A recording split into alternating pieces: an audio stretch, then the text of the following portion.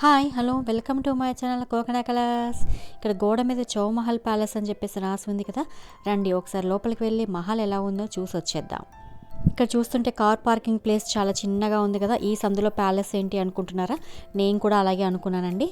మనకి ఇలాగ లోపలికి వెళ్ళంగానే రైట్ సైడ్ టికెట్ కౌంటర్ ఉంటుంది. అక్కడ టికెట్స్ తీసుకున్న తర్వాత ఇలాగ లెఫ్ట్ సైడ్ వచ్చేసి మనకి లోపలికి వెళ్ళడానికి వే అనేది ఉంటుంది. ఇలా లోపలికి ఎంటర్ అవ్వగానే మనకి ఇలా లెఫ్ట్ సైడ్ వచ్చేసి ఉంది కదా ప్లేస్. అక్కడ మన కెమెరాస్ కానీ మన లగేజ్ కానీ అక్కడ పెట్టుకోవచ్చు. కెమెరాస్ నాట్ అలౌడ్ అండి. మన లగేజ్ అంతా కూడా అక్కడ పెట్టేసుకుంటే టోకెన్ అనేది మనకి ఇస్తారు. మేము అమ్మ వాళ్ళ ఇంటికి హైదరాబాద్ వెళ్ళినప్పుడు బయటికి వెళ్దాం అనుకుని ఎక్కడికి వెళ్దామని చెప్పేసి ఆలోచించుకుంటూ ఉంటే హైదరాబాద్లో ఆల్మోస్ట్ తెలిసిన ప్లేసెస్ అన్నీ కూడా చాలాసార్లు తిరిగేసామండి. ఎంతలా తిరిగామంటే మా పిల్లలు బయటికి అంటే రాము అనేలాగా తిరిగాము. ఎందుకంటే చూసినవి ఎన్నిసార్లు చూస్తాం అని చెప్పేసి వాళ్ళు మేము ఇంకా బయటకు రామమ్మా అని చెప్పేసి అన్నారు. అంటే మనకి హైదరాబాద్లో ఉన్న Ramoji film city, malls, wonder world, gaming zones, Birla Mandir, Golconda fort, NTR gardens, IMAX, Salar Jung museum, ఇలాగా చాలా ప్లేసెస్, ఇంపార్టెంట్ ప్లేసెస్ అన్నీ కూడా చాలాసార్లు తిరిగేసాం. సరే నెట్లో ఏమైనా ప్లేసెస్ కనిపిస్తాయా కొత్తవి అని చెప్పేసి వెతకామన్నమాట. మాకు అలా చౌమహల్ ప్యాలెస్ కనిపించింది. ఇంత పురాతనమైంది ఎలా మిస్ అయ్యామని అనుకుని సరే చూడడానికి వెళ్దాం అనుకుని వెళ్ళాం. ఈ చౌమహల్ ప్యాలెస్ అనేది నిజాం నవాబులదండి. ఇది 18th సెంచరీలోదట. చౌమహల్ అంటే చౌ అంటే 4 మహల్ అంటే రాజు భవనాలని అర్థం. ఇదివరకు 45 ఏకర్స్లో ఉండేదటండి. ఇప్పుడు ప్రజెంట్ వచ్చేసి 14 ఏకర్స్లో ఉంది. మనకి ఇలాగా లెఫ్ట్ సైడ్ వచ్చేసరికి ఒక రూమ్లో ఫుడ్ కోర్ట్ ఉంది. అంటే ఇంత పెద్ద ప్యాలెస్ మనం తిరిగి రావాలంటే పిల్లలకే కాదండి పెద్దవాళ్ళకు కూడా తిరిగి వచ్చేసరికి ఆకలి వేస్తుంది. సో దాంట్లో మనకి కావాల్సిన కొద్దిపాటి నీడ్స్ అనేవి దొరుకుతాయి.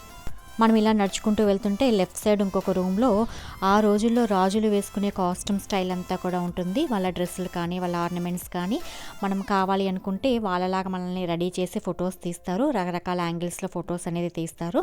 మనం ఈ మహల్ అంతా కూడా తిరిగి వచ్చేసరికి మనం సెలెక్ట్ చేసుకున్న ఫొటోస్ని ప్రింట్అవుట్ తీసి ఇస్తారు. సరదాగా ఇలాంటి ఫొటోస్ 2-3 తీసుకుంటే మన మెమొరీస్ని హోల్డ్ చేసుకోవచ్చు. ఎప్పుడైనా మనం ఈ ఫొటోస్ని మనం ఒకసారి చూసుకుంటుంటే ఆహా మహల్లోకి వెళ్ళినప్పుడు ఇలా ఫొటోస్ తీసుకున్నాం కదా అని చెప్పేసి మన మెమొరీస్ని గుర్తు చేసుకోవచ్చు.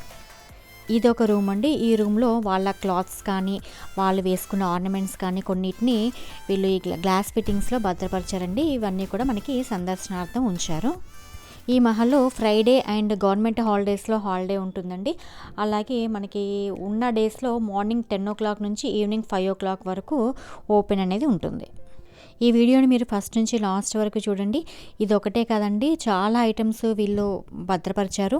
అంటే వీళ్ళు యూజ్ చేసిన క్లాత్స్ అండ్ ఆర్నమెంట్స్, అలాగే యుటెన్సిల్స్, ఫర్నిచరు, అలాగే వీళ్ళ యొక్క వెపన్స్ అండి, కత్తులు, గన్నులు, బాణాలు ఇలాంటివి చాలా ఉన్నాయన్నమాట. ఒక 2 రూమ్స్లో అయితే బోల్డెన్ బాణాలు, గన్నులు మొత్తం అంతా కూడా అలాగ పైన డెకరేట్ చేసేసి పెట్టారు. అది చూస్తుంటే వావ్ అనిపిస్తుంది. మనం ఆ బ్లాక్ అంతా తిరిగేసి ఇలా వచ్చేస్తే ఇది మెయిన్ బిల్డింగ్ అండి. ఇది చూసారా ఎంత హైట్గా ఉందో. దీంట్లో పెద్ద పెద్ద షాండిలియర్స్ ఉన్నాయి. ఇది అప్పట్లో రాజుగారి దర్బార్ అండి. అప్పుడు ఇలాంటి హాల్స్లోనే కదా వాళ్ళు తీర్పులు అనేది చెప్పేవారు.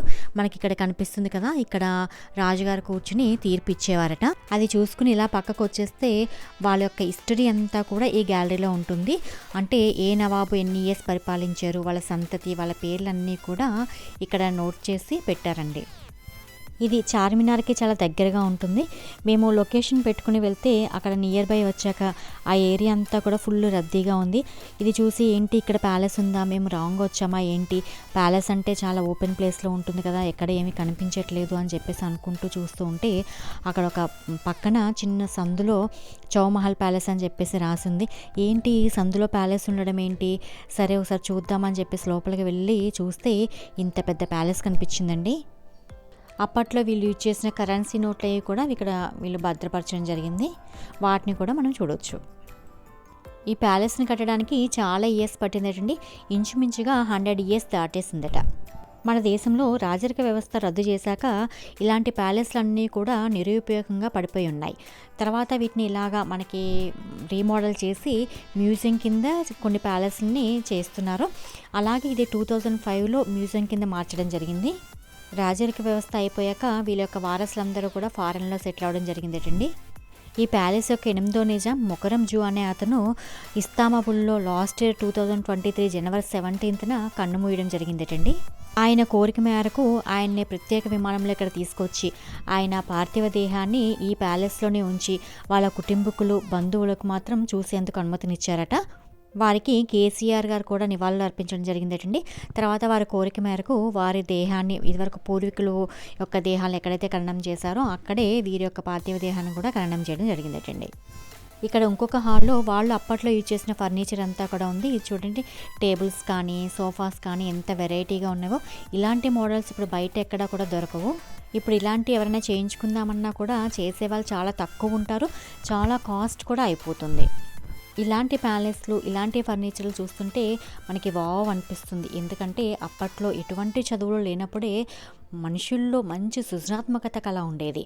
ఇప్పుడు అన్నీ కూడా మనం చదువుల ద్వారానే నేర్చుకుంటున్నాం. పిల్లలకి ఎప్పుడు ఎంటర్టైన్మెంటే కాకుండా ఇలాంటి ప్లేసెస్ కూడా తప్పకుండా తీసుకెళ్ళి చూపించాలండి. అప్పుడే వాళ్ళకి చిన్నప్పటి నుంచి కూడా మన చరిత్ర అంటే ఏంటో తెలుస్తుంది. ఇలాంటివి చూసే అలవాటు కూడా అలవాటు అవుతుంది. లేదంటే పెద్ద అయిన తర్వాత ఇలాంటి ప్లేసెస్కి వెళ్ళాలంటే అబ్బా ఏం వెళ్తాం, బోర్ కొడుతుంది అన్న ఫీల్ వాళ్ళలో వచ్చేస్తుంది. ఇలాంటివి చూపిస్తున్నప్పుడు అప్పుడు లైఫ్ స్టైల్కి ఇప్పుడు లైఫ్ స్టైల్కి కంపల్సరీ డిఫరెన్సియేషన్ చెప్పాలి. అప్పట్లో రాజులు ఒకరే ఇలా బతికేవారు ఇంత కాస్ట్లీగా. కానీ వాళ్ళు ఆ రాజులు అలా బతకడానికి, వాళ్ళంత కాస్ట్లీగా లివింగ్ స్టైల్ ఉండడానికి వెనకాల ఎంతమంది కష్టపడి ఉంటారండి. వాళ్ళ యొక్క కష్టాన్నంతా కూడా మనం తెలియచేయాలి పిల్లలకి. ఈ రోజుల్లో మనం ఇంత మోడర్న్గా బతుకుతున్న పిల్లలకి ఇంకా అది కావాలి, ఇది కావాలి, ఏదో లేదు, అది లేదు, ఇది లేదు అన్న అన్సాటిస్ఫాక్షనే ఉంది లైఫ్లో ఎక్కువగాను. సో ఇలాంటివి మనం చూసి వాళ్ళ యొక్క డిఫరెన్సియేషన్ చెప్పి మనం పెంచితే వాళ్ళలో కొంతమందికైనా సరే వాళ్ళు ఎంత హ్యాపీ లైఫ్ డీల్ చేస్తున్నారు అనే విషయము అర్థమవుతుంది.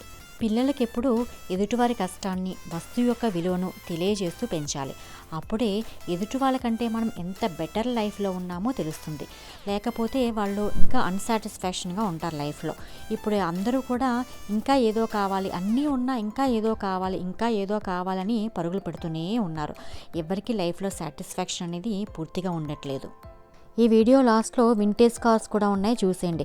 కార్లు అంటే బాగా ఇష్టమున్న వాళ్ళకి వింటేజ్ కార్స్ అంటే చాలా ఇష్టపడతారు. ఈసారి ఎవరైనా హైదరాబాద్ వెళ్ళినప్పుడు ఈ ప్యాలెస్ని ఎవరైనా మిస్ అయితే మాత్రం తప్పకుండా వెళ్ళి చూసిరండి.